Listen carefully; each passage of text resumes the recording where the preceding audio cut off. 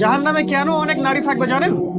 কারণ তারা শুধু নিজেরা অপরাধ করে না, হাজারো মুমিন মানুষের নূর তারা কেড়ে নেয়। দ্যাট ইজ ওয়াই তারা জাহান্নামে বেশি থাকে। আরেকটা মেজর কারণ হচ্ছে তাদের এই উদ্ধত মাথা। মেয়েদেরকে বলছি স্পেশালি, হয়তো এই কথাগুলো মেয়েদের কাছেও যাবে। তাদের এই উদ্ধত মাথা আল্লাহর বিধানের সামনে আত্মসমর্পণ করতে চায় না। তাদের এই উদ্ধত মাথাটা আল্লাহর বিধানের সামনে আত্মসমর্পণ করতে চায় না। এই কারণে তারা জাহান্নামে বেশি থাকবে। যে কোনো বিধান আল্লাহ তাদের সামনে বলেন, সব মেয়ের কথা বলছি না, ম্যাক্সিমাম বিভিন্ন যুক্তি তারা দিবে। সামি'না ওয়া আতা'না এই পর্যায়ের না, যুক্তি দিবে। পর্দা করলে কি এখন কেমন করে চাকরি করব, পর্দা করলে কেমন করে পড়াশোনা করা যায়, এখন তো যাইতেই হচ্ছে, কিছু তো করার নাই, বিভিন্ন যুক্তি, হাজারটা যুক্তি তারা দিবে। কে জানি তাদের ব্রেইনটাকে পুরো ওয়াশ করে ফেলছে। রাসূল সাল্লাল্লাহু আলাইহি ওয়াসাল্লাম বলেছেন, দাজ্জালের শেষ অনুসারী হবে এক শ্রেণীর নারী। মাশাআল্লাহ, দাজ্জালের শেষ অনুসারী হবে এক শ্রেণীর নারী। তাদেরকে ঘরে ইসলামিক অনুশাসনে রাখার জন্য বাবা, ভাই, স্বামী শিকল দিয়ে বেঁধে রাখবে, তারপরেও তারা শিকল ছেড়ে বের হয়ে যাবে, আটকাতে পারবেন না, because of their mind is brain wash.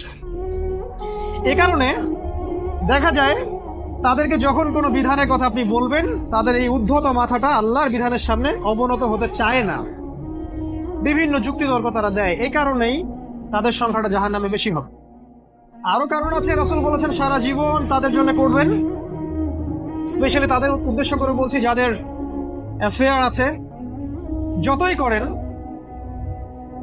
যত কিছুই করেন না কেন, আপনি যদি তাকে ভোগ বিলাস এবং পার্থিব সুখ শান্তি দিতে না পারেন, সে আপনাকে চিনবে না এক সময়। আপনি যদি আমাদের কথা বিশ্বাস না করেন, লিখে রাখতে পারেন। আর এমনিতে লিগ্যাল বৈবাহিক সম্পর্কেও সারা জীবন অনেক কিছু করবেন, হঠাৎ একদিন কোনো একটা কারণে ঝগড়া লেগে গেছে, তখন দেখবেন সে বলে বসবে, সারা জীবন তোমার কাছে কিছুই পেলাম। আমি নারীদেরকে ছোট করছি না, তাদের কিছু কিছু পয়েন্ট বলছি, এইসব কারণে তারা জাহান্নামে থাকবে। আমি একটু এই কথাটা না বললে জাস্টিস হবে না। রাসূল সাল্লাল্লাহু আলাইহি ওয়াসাল্লাম মেরাজে গিয়েছিলেন, আপনারা জানেন। তিনি মেরাজের রাতে অনেক অলৌকিক জিনিস দেখেছেন, নবীদের সাথে সাক্ষাৎ করেছেন, ইভেন আল্লাহর সাথে কথা বলেছেন, আল্লাহর নূর দেখেছেন। এই সময় সবাই তাকে হাসি মুখে সম্বর্ধনা জানিয়েছিল। যার সাথেই দেখা হয়েছে তার সাথেই তিনি হাসি মুখে অভ্যর্থনা তাকে জানিয়েছে, আসসালামু আলাইকা আইয়ুহান নবী, সবাই বলেছে হাসি মুখে। একজন মালাক, একজন ফেরেশতা তাকে দেখে হাসেননি, একজন। আপনারা কি জানেন? রাসূল সাল্লাল্লাহু আলাইহি ওয়াসাল্লাম অবাক হয়েছিলেন। তিনি বলেছিলেন যে, ইয়া জিবরিল, ওর চেহারাটা এত গম্ভীর কেন, সে আমাকে দেখে হাসছে না কেন, তার মুখে হাসি নাই কেন?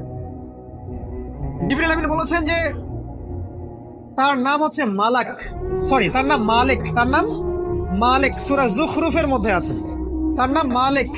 যেদিন থেকে আল্লাহ জাহান্নাম সৃষ্টি করেছেন, সেদিন থেকে তাকে জাহান্নামের দায়িত্ব দিয়েছেন, অর্থাৎ জাহান্নামের হেড অফ ডিপার্টমেন্ট, ইনচার্জ।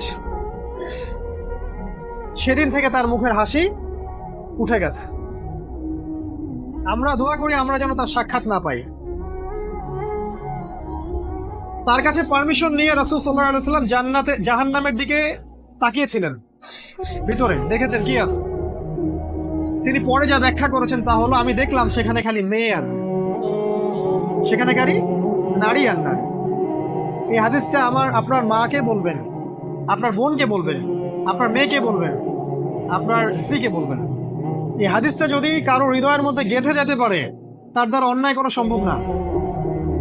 কিভাবে একটা মেয়ে সবকিছু উন্মুক্ত করে ঘুরতে পারে যখন অলরেডি তার আত্মা জাহান্নামে জ্বলছে,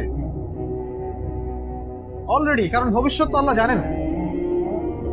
যেমন উমর রাদিয়াল্লাহু আনহু এর ঘর জান্নাতে আছে, রাসূল সেটা দেখে আসেন নাই?